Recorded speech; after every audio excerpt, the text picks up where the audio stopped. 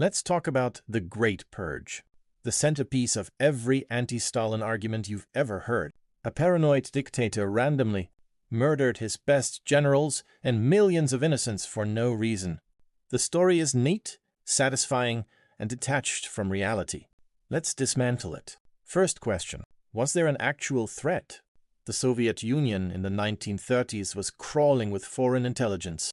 Nazi Germany had networks cultivating contacts inside the Red Army. British intelligence, from their own declassified archives, ran operations to destabilize the government.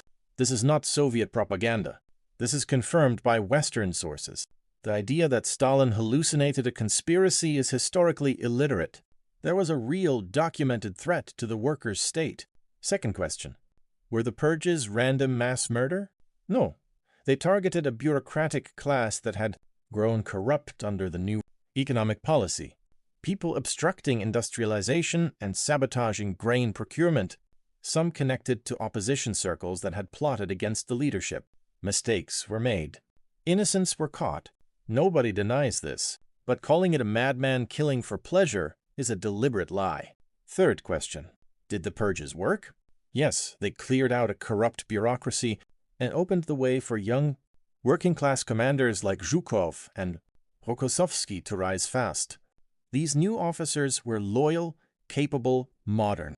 They smashed the Wehrmacht at Stalingrad, Kursk, and Berlin.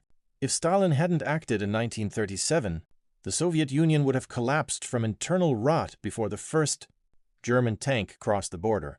Now the numbers, because propaganda goes unhinged here. Western pop historians claim tens of millions executed. The actual Soviet archives, opened after 1991 and studied by Western researchers, show around 700,000 death sentences during the entire period, most for genuine crimes, including wartime espionage. That's a tragedy, not tens of millions. The United States executed over 1,500 just through normal peacetime courts. How many hundreds of thousands died from CIA death squads across Latin America and Asia? Where are the trials for the Iraq war architects who killed over 1 million? The selective outrage is the point. Harsh times demanded harsh measures. The workers' state survived and defeated fascism. That's the part they never want you to think about.